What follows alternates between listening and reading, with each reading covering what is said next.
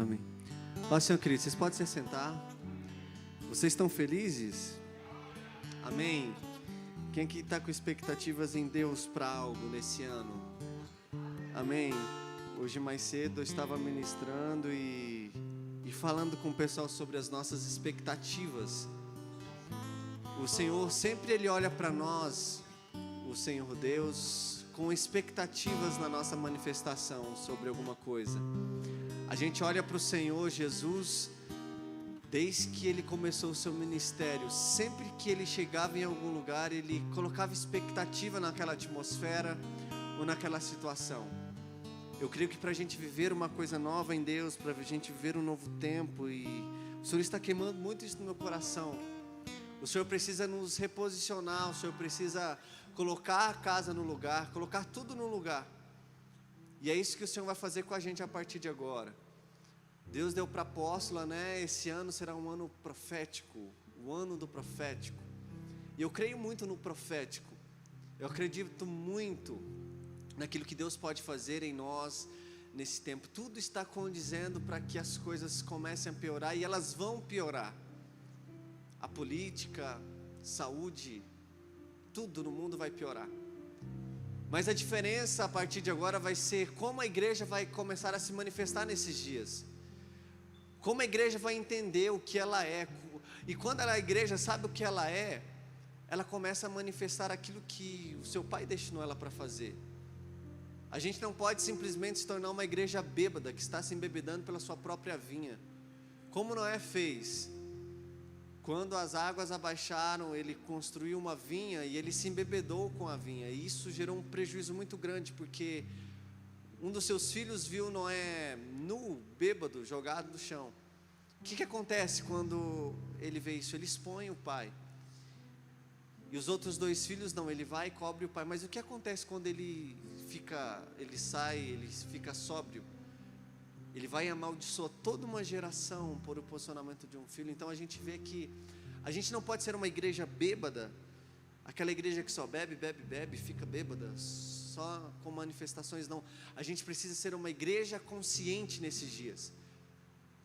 Eu queria pregar algo diferente hoje para vocês. Eu estou preparando uma palavra que fala sobre a igreja profética desses dias.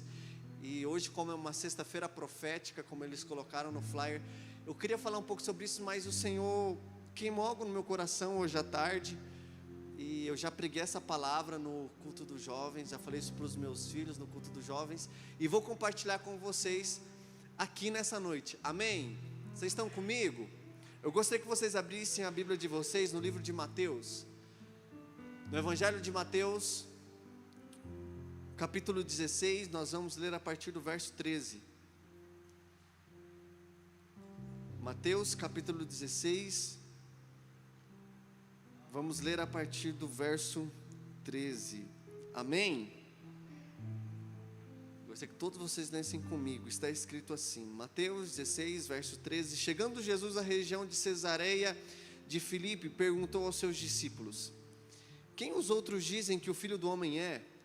Eles responderam, alguns dizem que é João Batista, outros Elias, e ainda outros Jeremias, ou um dos profetas. E vocês? Perguntou ele, quem vocês dizem que eu sou? Simão Pedro respondeu, tu és Cristo, filho do Deus vivo. Respondeu Jesus, feliz é você, Simão, filho de Jonas, porque isto não lhe foi revelado por carne ou sangue, mas por meu Pai que está nos céus. E eu lhe digo que você é Pedro, e sobre esta pedra edificarei a minha igreja, e as portas do Hades, as portas do inferno, não poderão vencê-la. E eu lhe darei as chaves do reino dos céus, e o que você ligar na terra terá sido ligado nos céus, e o que você desligar da terra terá sido desligado dos céus. Então advertiu os seus discípulos que não contassem a ninguém que ele era o Cristo. Desde aquele momento, Jesus começou a explicar aos seus discípulos que era necessário que ele fosse para Jerusalém e sofresse muitas coisas nas mãos dos líderes religiosos, dos chefes dos sacerdotes e dos mestres da lei, e fosse morto e ressuscitasse no terceiro dia. Então Pedro, chamando à parte, começou a repreendê-lo, dizendo, nunca, Senhor, Isso nunca te acontecerá. Jesus virou-se e disse a Pedro: para trás de mim, Satanás, você é uma pedra de tropeço para mim. Engraçado que em menos de 10 segundos ele sai de pedra de bênção para pedra de tropeço. Será que a gente é pedra de bênção ou pedra de tropeço, gente? Vamos começar a pensar aí, né? Você é uma pedra de tropeço para mim. Não pensa nas coisas de Deus, mas nas coisas dos homens. Então Jesus disse aos seus discípulos: se alguém quiser acompanhar-me, negue-se a si mesmo, tome a sua cruz e siga-me. Pois quem quiser salvar a sua vida, a perderá. Mas quem perder a sua vida por minha causa, a encontrará. Nós leremos só até aqui. Bom, eu quero falar um pouco com vocês nessa noite sobre revelação. E não é uma revelação, algo profético, uma profecia. Eu não quero falar sobre isso com vocês. Eu quero falar sobre a revelação de Cristo Jesus. Sobre tudo aquilo que nós sabemos acerca de quem Deus é, de quem Cristo é. Quando Deus me deu essa palavra para me passar para os jovens, eu coloquei 4 tópicos. Eu coloquei assim, revelação que gera identidade, identidade que gera autoridade e autoridade que gera serviço. Revelação que gera identidade, identidade que gera autoridade, autoridade que gera serviço. A gente precisa entender que a revelação, ela serve para gerar frutos de vida em nós. A revelação de Deus, ela serve literalmente para começar a fluir vida a partir da nossa vida. Só que nós, como eu disse no começo, a gente está se embebedando tanto com a vinha. Nós estamos nos tornando cristãos bêbados. Aqueles que só têm um estereótipo, aqueles que só participam de um movimento. E na maioria das vezes ele não sabe o que está fazendo. E para a gente se manifestar nesses dias, vai ser muito necessário a gente começar a entender e compreender o que nós estamos fazendo. A gente precisa começar a conhecer o Deus que nós tanto professamos. A gente precisa começar a entender isso, porque há um autor, qual é o nome dele? Bill Johnson, um cara que eu gosto demais. Ele é presidente, presidente da Bethel Church. E ele fala algo muito interessante sobre essa questão da revelação. Ele fala assim que a revelação, ela tem o poder, missionária Renata, de gerar ouro dentro de nós. A revelação acerca de quem Deus é, ela tem o poder de começar a gerar algo muito precioso no nosso interior. E não simplesmente uma revelação, somente aquela revelação falada que os profetas entregam para você. Não, é algo que vai muito além disso, é algo a respeito do próprio Cristo. É algo que é a respeito do próprio Jesus. E é tão interessante que o Senhor está ali naquele lugar, em Cesareia de Filipe, falando com os seus discípulos, e ele começa a indagar os discípulos. Ele pergunta: o que as pessoas estão falando de mim aí fora? O que as pessoas estão dizendo sobre mim aí fora? Aí eles começam a falar, um fala que o Senhor é Jeremias, os outros falam outros profetas e tarará. E depois o Senhor muda a didática, a pergunta, e fala assim: o que vocês dizem que eu sou? Eu imagino os discípulos aflitos e falando assim: ele é Jesus, ele é Jesus. Mas de repente Pedro, cheio da revelação do próprio Deus, do Abba, ele fala assim: tu és Cristo, Filho do Deus vivo. E a gente precisa começar a se imaginar como nossas vidas estão sendo construídas.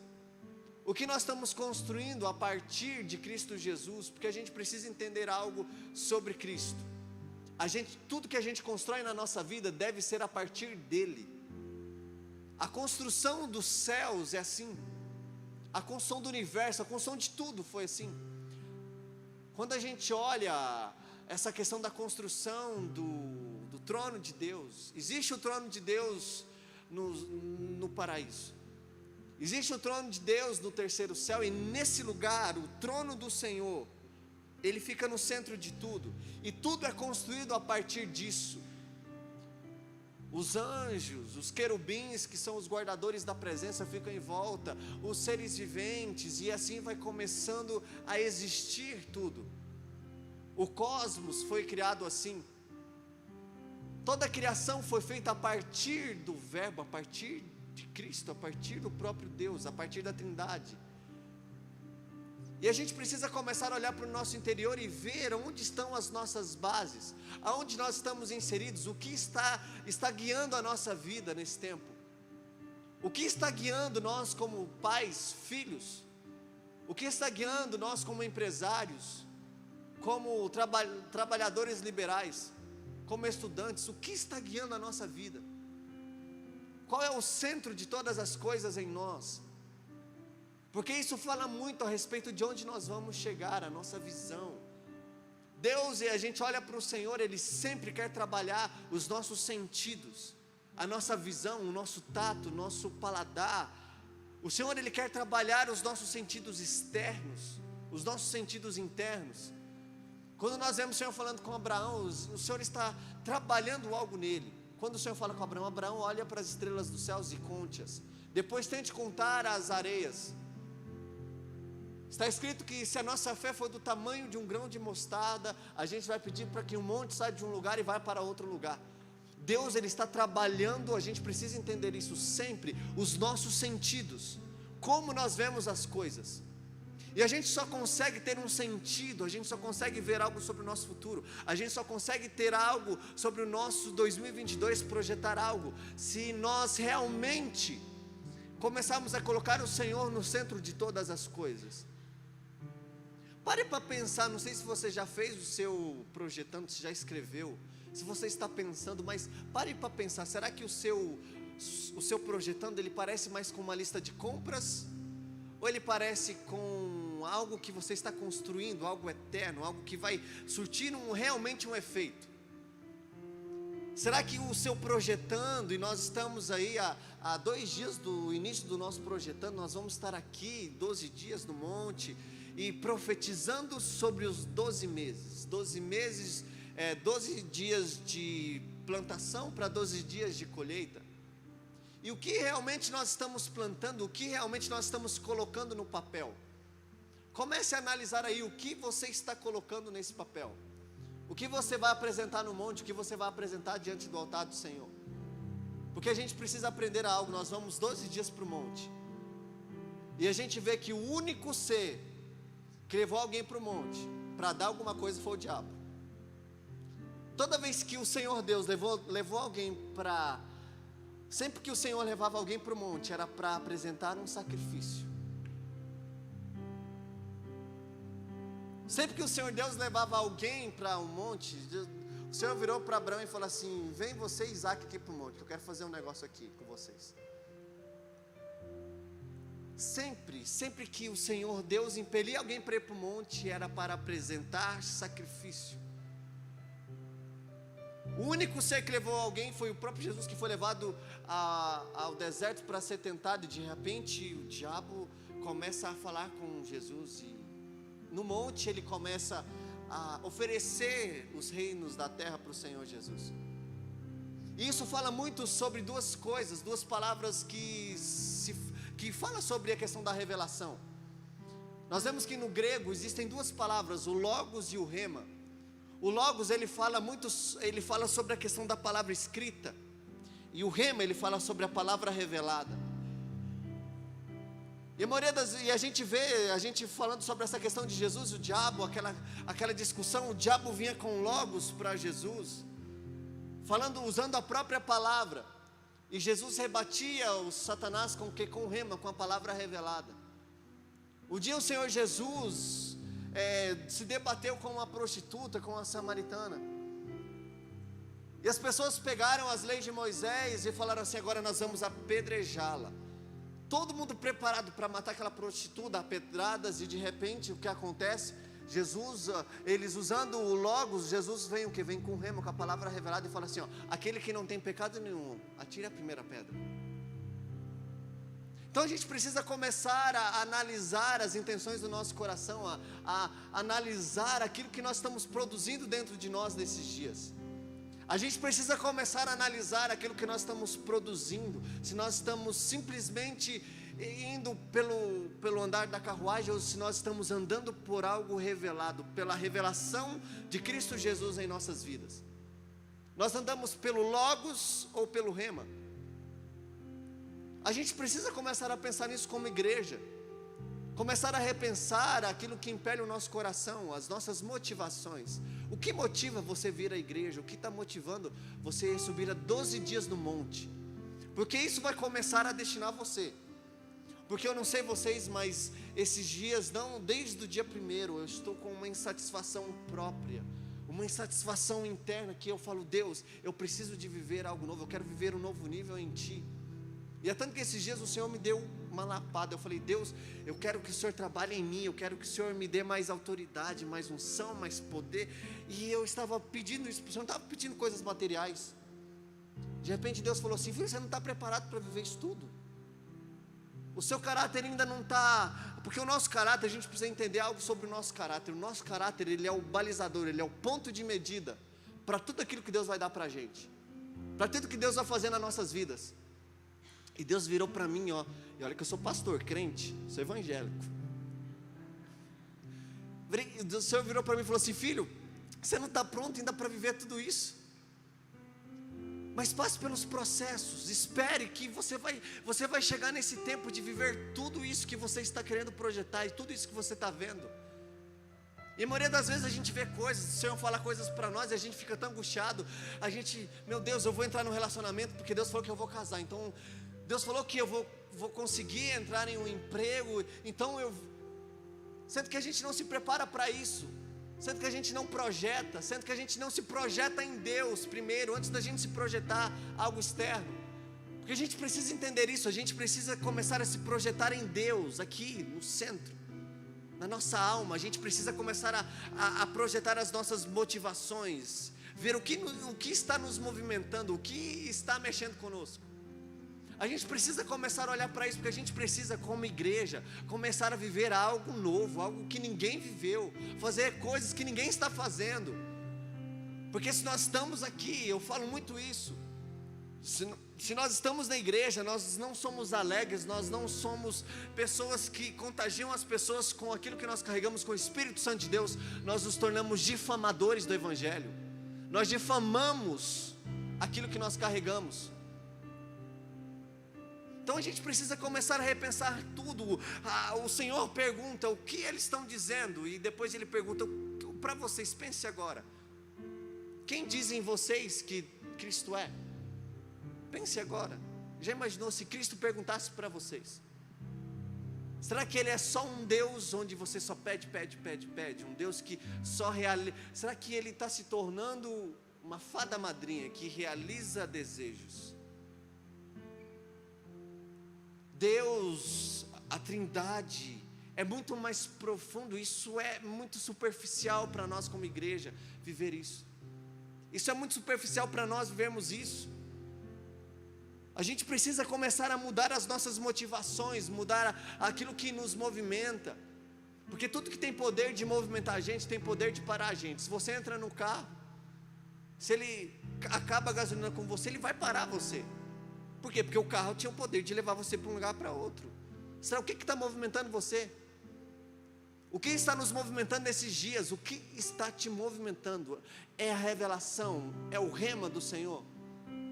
Ou é simplesmente as suas vontades, as suas motivações, aquilo que você quer? Porque se é um carro, um relacionamento, algo muito superficial, o dia que isso não chegar, por isso que o povo sai da igreja, por isso que o povo entra naquela questão da incredulidade. Por quê? Porque o que movimentava ela era as coisas supérfluas da igreja, não era o próprio Cristo.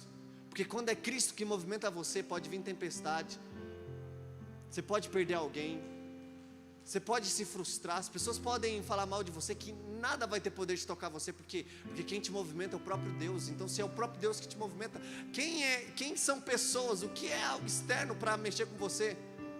A nossa fé precisa estar firmada em Cristo Jesus. E a nossa fé fala muito mais do que pedir um monte para sair de um lugar do que ir para outro. E olha que isso é algo grande. Já imaginou você pedir para um monte, sair de um lugar e ir para outro, isso acontecer? Isso é a nossa fé. O Senhor trabalha a nossa visão, os nossos sentidos, para viver algo muito mais além do que essas coisas superficiais. A fé, ela serve para nós entrarmos em níveis profundos de revelações de quem Deus é. E é isso que nós precisamos hoje como igreja. É isso que vai mudar a nossa casa, a nossa família, os filhos. Isso que vai trazer transformação para as nossas vidas. É isso que vai começar a nos impulsionar nesses dias, porque, queridos, nós estamos aqui na igreja emprestando a nossa mente para o diabo. Nós estamos aqui na igreja professando sobre algo, e quando nós saímos lá fora, nós emprestamos a nossa mente para o diabo. Nós somos crentes que estamos aqui, mas lá fora estamos emprestando a nossa mente para o diabo. A gente precisa começar a mudar a nossa vida, o nosso estilo de vida. Abre aqui para mim, Romanos capítulo 12, verso 2. Abre aqui, por favor. Vamos ler com vocês. Olha o que está escrito em Romanos. Não se amoldem ao padrão deste mundo, mas transformem-se pela renovação do quê? Fala comigo, mente. Agora fala de verdade, mente. Não se amoldem ao padrão deste mundo, mas transformem-se pela renovação da sua mente, para que sejam capazes de experimentar e comprovar. Vocês vão experimentar e comprovar. São duas instâncias. Você vai ver que Ele é bom. Você vai experimentar e depois você vai comprovar isso. E você vai comprovar o que? A boa, agradável e perfeita vontade de Deus. A gente só consegue viver esses níveis, o nível da boa, agradável e perfeita vontade de Deus, quando a nossa mente, ela recebe uma transformação pelo rema, pela revelação de quem é Deus. A gente não pode estar aqui na igreja e não acreditar naquilo que Deus fala a nosso respeito. A gente não pode viver aqui na igreja e não ligar para aquilo que o Espírito Santo fala a nosso respeito. Pense comigo. Nós estamos aqui sempre emprestando a nossa mente, os nossos ouvidos para aquilo que as pessoas estão falando. Isso sempre entra na nossa vida como setas, como retaliações. E por que isso acontece? Porque o que recebe retaliação? O Espírito recebe retaliação? Não. A única coisa que recebe retaliação é a carne. Aqui, ó. Isso aqui, a carne, o corpo. Então nós estamos muito carnudos, como a apóstola fala. A nossa carne sempre está vencendo, porque nós sempre estamos cheios de angústias, retaliações, sendo que o nosso espírito deveria sempre vencer. E o Senhor está chamando a gente para a nossa mente ser renovada, ser transformada. E isso é viver metanoia. O que é uma metanoia? Metanoia é uma palavra do grego, que meta significa transformação, noia mente, transformação da mente, transformação de mente. Esses dias eu estou falando muito sobre isso, sobre essa questão da transformação da nossa mente, sobre como nós enxergamos, pensamos, as nossas emoções. Em Provérbios está falando como o seu coração é, como ele fala, como a sua alma fala a respeito de você, assim você é. Como você é, o que você, olhe para o seu estereótipo hoje, como você é, como é a sua mente, como funciona a sua mente, o seu coração, como você está funcionando. A gente precisa entender isso para a gente desfrutar de algo novo, desfrutar de um novo tempo em Deus. A nossa mente precisa estar renovada, ligada aos céus. E a gente pode até olhar a maioria das vezes e falar assim: Alan, mas isso é para os homens da Bíblia, é para Abraão, Isaac, Jacó. A gente pode até falar assim: isso é para pastor, isso é para esse povo que estava na Bíblia, para os discípulos. E a gente é o quê? Esse povo está na Bíblia, o nosso nome está escrito aonde? No livro da onde, gente? Onde seu nome está escrito? No livro da vida. Qual que é a sua diferença para esse povo? Uma questão de entendimento. Eles entenderam algo que você não entendeu ainda. E o dia que você chegar nesse nível de entendimento, de revelação acerca de quem Deus é, tudo na sua vida vai começar a mudar. Tudo na sua vida, tudo. Nunca mais você vai ficar ligado às suas emoções. Você não vai ficar mais dependendo de mendigando por amor alheio aí, não, porque você vai ter o amor, você vai ser cheio do amor que te completa, que é do próprio Espírito Santo, do próprio Deus. O amor, aquele amor que não tem distinção de nada. O que nos separará do amor de Deus? Altura, profundidade, largura. Se você for até o mais alto monte, lá Ele estará. Se você descer ao céu, lá Ele estará também. Para onde nós iremos?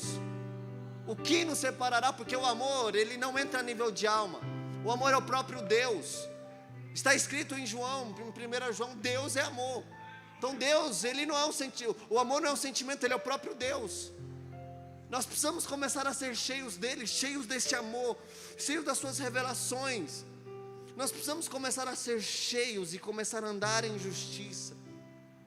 Precisamos ser firmados na revelação de quem Ele é, no que Ele está fazendo no nosso meio.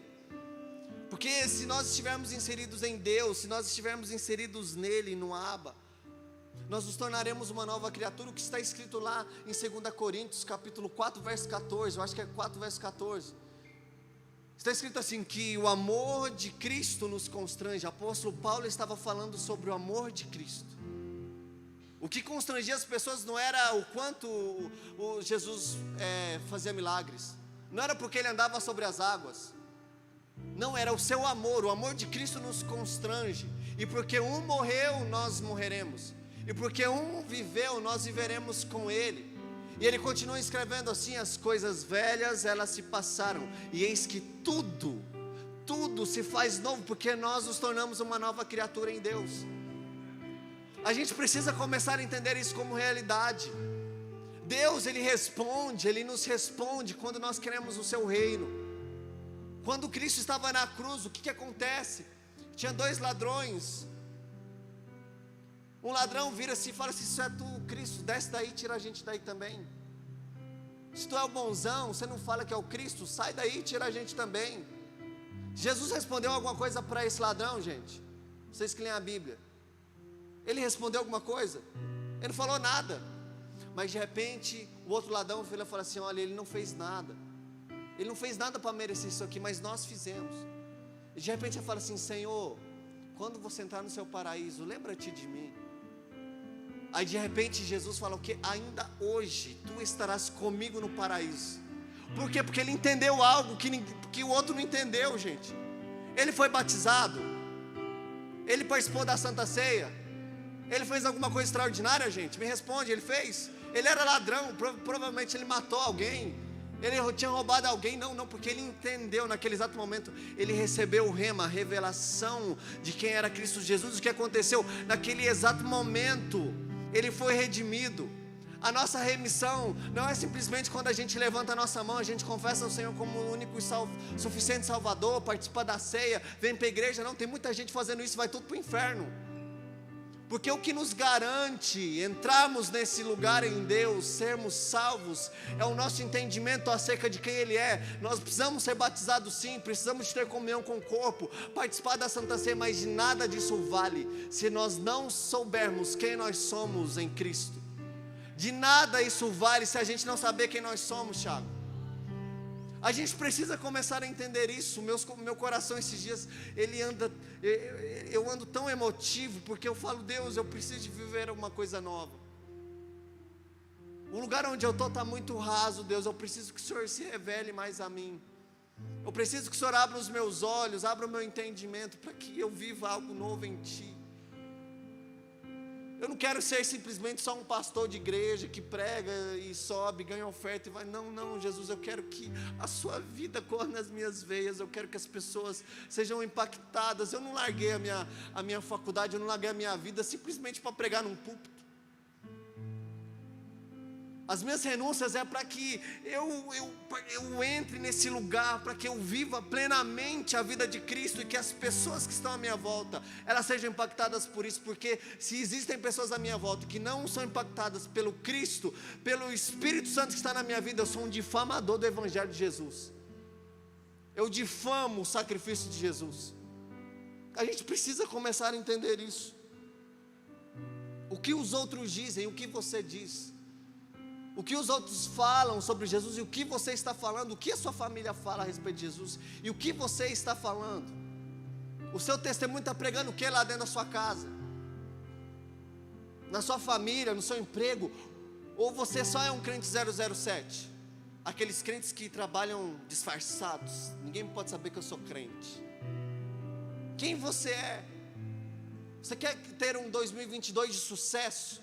Quer ter uma vida mudada plenamente? Quer que sua família se converta? Entre nesse nível. Olhe para os grandes heróis da fé, para os discípulos. Olha para a vida desses pastores aqui, da apóstola. Olha para a vida desse povo. Esse povo renunciou uma vida para experimentar coisas novas em Deus. O que aconteceu com a família desse povo? O que aconteceu com a minha família?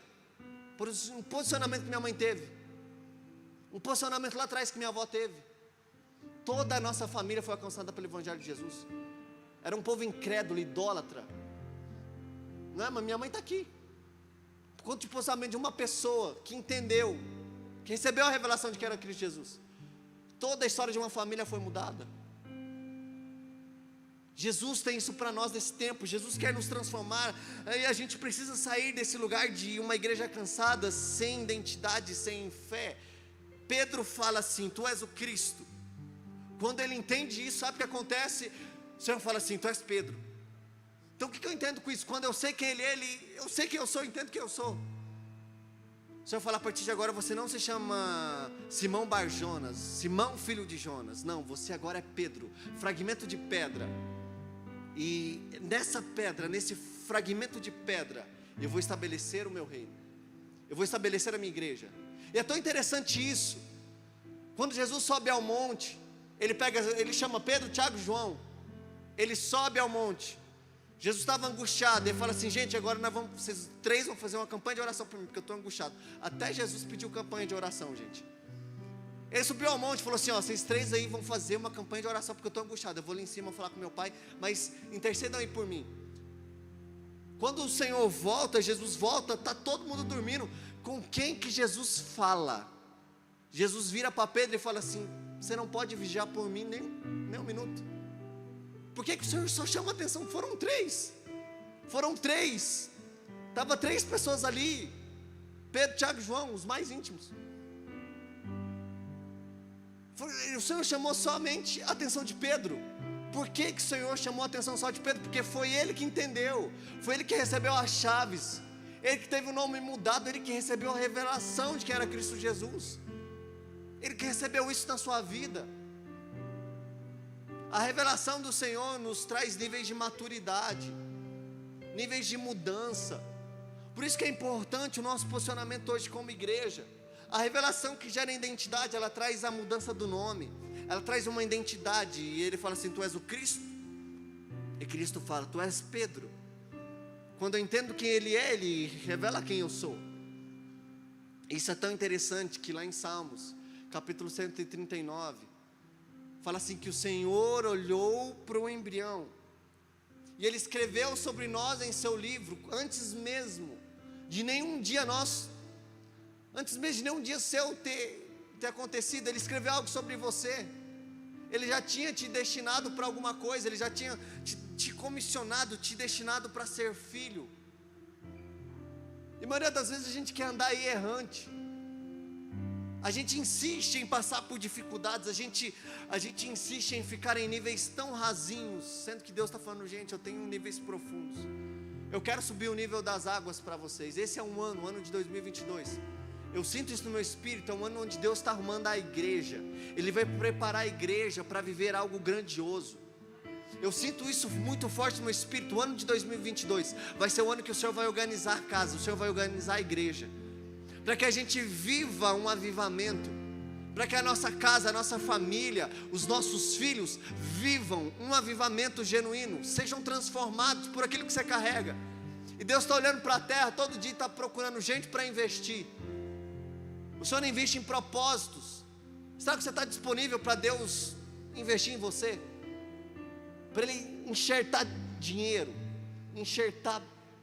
porque o dinheiro faz parte do propósito. Tudo faz parte do propósito, tudo contribui para que um propósito aconteça. Será que você está pronto? Será que você está preparado? Será que você está se preparando, realmente se projetando em Deus, se projetando em Jesus? Porque nós vamos entrar em 12 dias de projetando. Será que nós estamos literalmente se projetando em Deus? A minha família, os filhos. Será que nós estamos sendo preparados para isso? É tão interessante que a revelação gera identidade. Quando nós entendemos isso, a questão da identidade, o Senhor gera em nós o que? Autoridade. Porque a autoridade vem com renúncia. A autoridade não é dada por uma unção, por um óleo descendo na cabeça. A autoridade é dada quando você renuncia a algo pela vontade do Pai. É quando você renuncia a algo da sua vida, da sua história, para cumprir um propósito de Deus.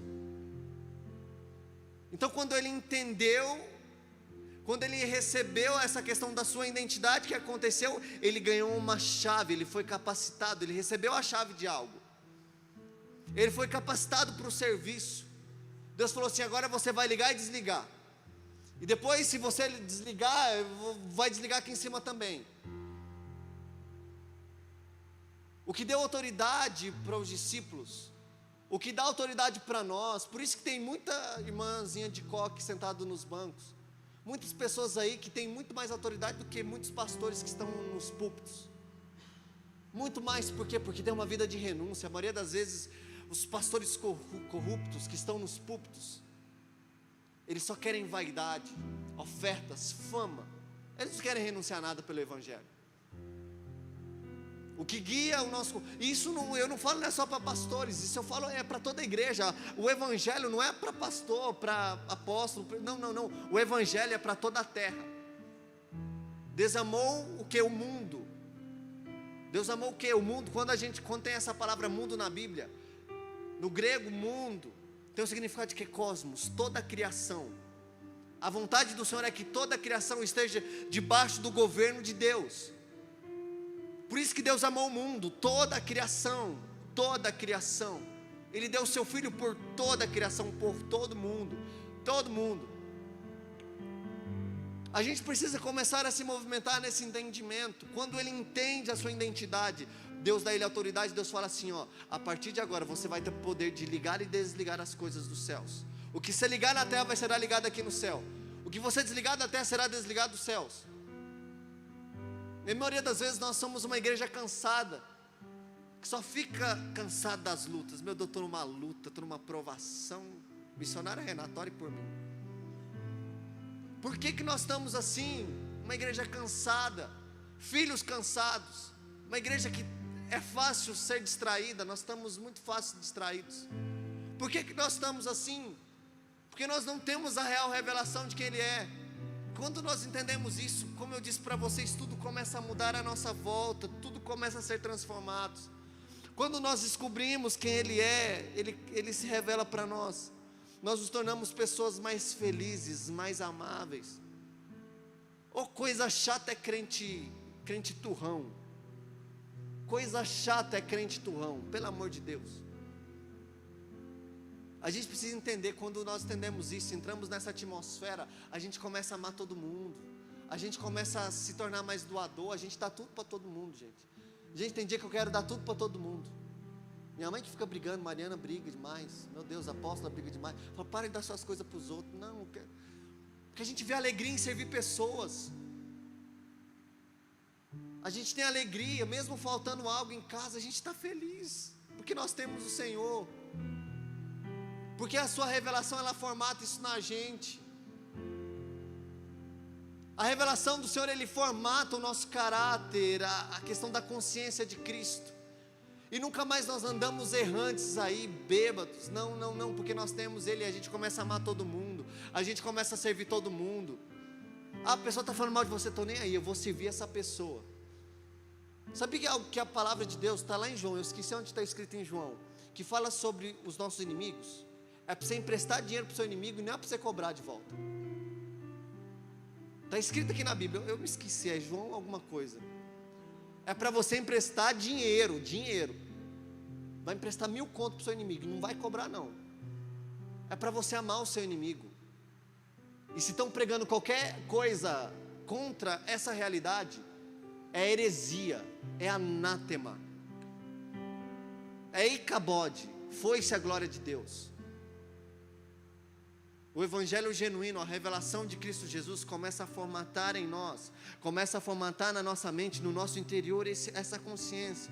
E é tão interessante que o Senhor Jesus estava com os discípulos, o Senhor fez um ato profético, porque quando aconteceu tudo isso, eles foram para um monte, e eles estavam lá no monte, o Senhor falou assim para Pedro: olha, as portas do inferno não prevalecerão contra você. E é tão interessante quando nós estudamos a questão da geografia, daquele lugar onde eles estavam lá. Até hoje existe uma gruta. O dia que eu for lá em Israel, eu vou lá ver essa gruta. A gente vai lá mover essa gruta. Tinha uma gruta lá, e sabe qual era o nome dessa gruta? Vocês sabem o nome dessa gruta? Chamava Portas do Inferno. E é tão interessante que naquele lugar existia uma estátua do deus Pan. Quem que era esse deus Pan? Esse deus Pan, ele tinha um poder ele assustava as pessoas, isso na mitologia grega, ele assustava as pessoas. E depois disso ele matava suas presas. Ele era metade bode, metade humano. Daí onde vem a palavra pânico, desse deus Pan. E lá nesse lugar onde o Senhor, ele falou assim, olha, as portas do inferno não prevalecerão contra você. O Senhor fez um ato profético, onde tinha essa gruta. Porque Cesaré de Filipe, esse Filipe era pai de Alexandre o Grande. Quem era Alexandre o Grande? Quando a gente estuda toda a história, a gente estuda que Alexandre o Grande, ele é o cara que levou a história, que colonizou a terra e levou culturas, e todas as culturas vieram de Alexandre o Grande. A gente estuda isso na história. E foi nesse lugar onde o pai de Alexandre o Grande tinha feito essa gruta e colocado essa estátua desse deus Pan. E Deus, ele é muito profético. Ele vai lá nesse lugar e faz um ato profético e fala assim, ó: as portas do inferno não prevalecerão contra vocês, não prevalecerão contra a igreja. Vocês estão entendendo o que a revelação de Cristo Jesus faz?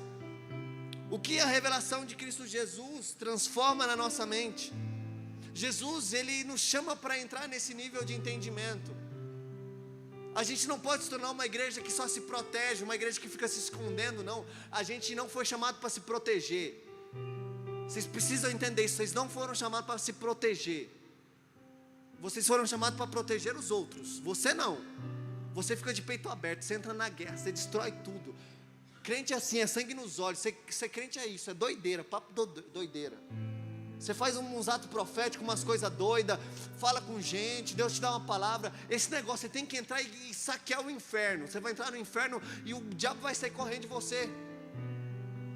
Você tem que largar de ficar se protegendo. Meu Deus, estou com medo do diabo se levantar contra mim. Que diabo se levantar contra você? Você que vai se levantar contra ele. As portas do inferno, o medo. Como eu disse para vocês, esse Deus Pan, que vem o pânico, o medo, isso não vai parar vocês.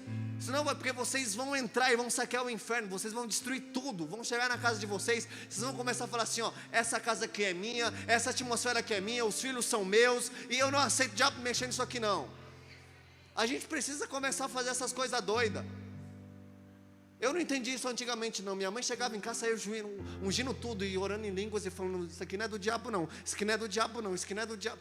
Gente, falou: gente, minha mãe é doida, gente, que coisa mais louca é essa? Ungia a gente, dormindo, gente. Chacataraba, no nome do Senhor Jesus. E a gente acordava assustado: o que é isso? A gente precisa se movimentar assim. As portas do inferno não prevalecerão contra nós. A gente precisa começar a destronar os tronos de Satanás. A gente precisa começar a destronar o inimigo nas nossas áreas, na nossa vida, na nossa família, nos filhos, no marido, na esposa, na geração. A gente precisa começar a falar: a partir de agora, diabo não toca. O avô morreu de câncer, o pai morreu de câncer, eu não vou morrer de câncer.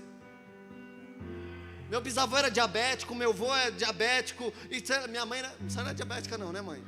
Glória a Deus, porque parou aí, porque não vai chegar aqui não. Deus curou meu avô de diabetes com quase 90 anos. Esses ciclos viciosos de depressão, de angústia, de não dar certo com relacionamentos, de divórcio, de bebida, de droga. Porque um foi, outro foi. Não, a partir de agora nada vai ter poder de tocar. Eu vou me levantar, e vou me levantar em arrependimento pela minha casa, pela minha família, e tudo vai começar a mudar. Mas como que isso acontece? Somente através do entendimento, da revelação de quem Deus é. As coisas começaram a mudar para os discípulos quando eles começaram a entender. Um dia o Senhor estava pregando. Eu vou falar isso para a gente encerrar. O Senhor estava pregando. De repente a palavra foi muito dura e todo mundo começou a ir embora. De repente os discípulos: Senhor, mas o povo está indo embora, o que a gente faz? Palavra dura demais. É igual a apóstola Isabel: bate demais, Deus, com palavra dura. Jesus vira e fala assim: vocês não querem ir embora também? Não, vão embora, cambada. De repente, novamente, quem se levanta e fala assim: ó, para onde Para onde quer? Para onde iremos nós? Se só tu tens. Pedro se levanta cheio da revelação. Fala, para onde iremos nós? Se só tu tens as palavras de vida eterna. Para onde eu irei? Para onde nós iremos? O que nós fazeremos? Se só em Jesus nós encontramos resposta para tudo. Para onde nós iremos? O que a gente vai fazer a partir de agora? A pandemia, a política está aí, ideologia de gênero, pode isso, não pode aquilo, casamento, sei lá o que, está tudo se acabando. A minha família, o meu esposo foi embora, o filho está nas mãos. O que eu vou fazer agora, meu Deus? Para onde eu vou? Porque, gente, não existe pessoa perfeita para ninguém, não. Não existe pessoa certa para ninguém, não. Existe só um. Só uma pessoa é certa para você, a pessoa de Cristo Jesus. Somente Ele. Para onde iremos nós, se só tu tens palavras de vida eterna? Para onde nós iremos? O que nós fazeremos? Como nós vamos levar as coisas a partir de agora? Esse novo normal, como será o novo normal? Que novo normal? A gente não é normal não, a gente é doido. Crente é tudo um bando de gente que é apaixonado por Cristo Jesus, que faz só coisa doida. A gente vai chegar e vai começar a apontar o caminho, a gente vai começar a mudar as coisas, a gente vai começar a mudar a realidade da sociedade. Isso é avivamento. Quando uma pessoa entende quem ela é em Deus, e ela começa a entrar nas áreas obscuras da sociedade, das famílias, das finanças, de todas as áreas, de todas as esferas, e começa a levar luz, Jesus, a Trindade, o Espírito Santo para todas as áreas. Porque nós somos ungidos, o Senhor nos ungiu, para quê? Para proclamar as boas novas aos quebrantados, libertação aos contritos de coração, aqueles que estavam em escuridão, levar para a maravilhosa luz do Senhor. O Senhor nos chamou para isso nesse tempo. A gente não mais será uma igreja medrosa, uma igreja que tem medo, uma igreja, não, porque nós recebemos Cristo. Nós recebemos a sua revelação, nós entendemos quem Deus é, quem Cristo é. Nós entendemos isso e nós vamos começar a desfrutar disso. Nós vamos começar a andar nesse nível de entendimento. Nós vamos começar a mostrar o caminho para a sociedade, porque é para isso que nós somos chamados. É para isso que você foi chamado, é para você chegar no emprego e apontar o caminho. Você vai se tornar o melhor na empresa. O problema é que a gente difama, nós somos difamadores do Evangelho de Jesus. A gente é crente, chega na igreja e a gente mente. Chega no nosso emprego, a gente mente, inventa desculpas. A gente rouba. A gente olha porque a gente não tem que olhar, a gente toca onde a gente não tem que tocar. A gente fala mal do nosso chefe. Porque nós somos difamadores do Evangelho de Jesus, mas isso está acabando isso vai acabar na igreja do Senhor Jesus. Em nome do Senhor Jesus, a gente vai se tornar o melhor aonde nós estivermos. Nas empresas, nos hospitais, no STJ, no STF, aonde for, aonde a gente estiver, a gente vai se tornar o melhor.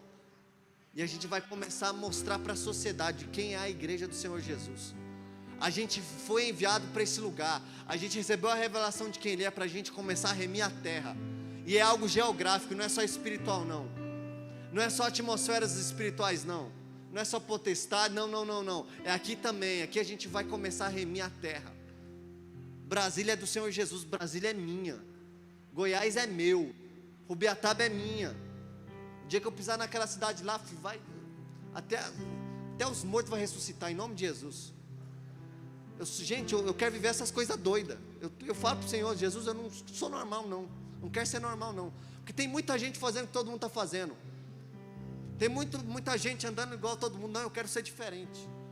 Nós somos chamados para isso, sem arrogância, com humildade, estabelecer o governo de Deus em todas as áreas da sociedade, na nossa família, em todos os lugares. O Senhor nos chamou para esse tempo. Nós somos resposta. Você é a resposta de Deus para sua casa, você é a resposta de Deus para o seu emprego, você é a resposta de Deus para Brasília, para o Guará, para a Ceilândia, para o Núcleo Bandeirante, para o Parkway, para onde você estiver. Você é a resposta de Deus. O Senhor nos chama para sermos resposta de Deus. Eu sou a resposta de Deus para minha casa, para minha família, para os meus pais. Eu sou a resposta de Deus para os jovens da Manancial. Eu sou a resposta de Deus para os jovens de Brasília. Nós somos resposta de Deus para esse tempo. A gente precisa entender isso. Isso é Evangelho de Jesus. Isso é Evangelho de Jesus. A gente precisa entender isso, começar a desfrutar desse entendimento. O Senhor vai nos levantar e nós se tornaremos uma igreja gloriosa, uma igreja inabalável, os inabaláveis, os imparáveis. Você será um imparável. Nada vai ter poder de parar você. Nenhuma frustração. Nada vai ter poder de tocar em você. E a pessoa falou mal. Não, você vai amar essa pessoa como você nunca amou antes. Mas está falando mal de mim. Ame essa pessoa, sirva essa pessoa. Mas não ame. Comece a mudar a estratégia. Você está vendo que do jeito que você está fazendo está dando certo? Mude a estratégia. Comece a fazer alguma coisa diferente. Você vai ver que as coisas vão começar a mudar. Levantou num dia difícil, levante suas mãos. Você que ora em línguas, começa a chocar. Você que não ora em línguas, começa a chamar o Espírito Santo. Chama Jesus para o seu dia. Você vai ver que as coisas vão ficando mais leves. Tudo vai mudando, a atmosfera vai mudando. O Senhor, Ele vai entrando no nosso dia e Ele vai entrando no nosso coração e tudo vai ficando mais leve. Tem dias que eu levanto tão angustiado, nossa, com vontade de matar o primeiro que eu vejo na minha frente. E quando eu levanto assim, a primeira coisa que eu falo, Jesus, parece que o Senhor está tão longe, vem para pertinho, Jesus. Dá um beijo aqui na minha testa, Jesus. Me abraça aqui agora, vem. E eu começo a falar com o Espírito Santo e as coisas vão se acalmando. O leão que está dentro de mim, a minha carne que estava vencendo, começa a ficar fraca e o Espírito vai ficando vivificado. A gente precisa entender isso. Vamos ficar de pé.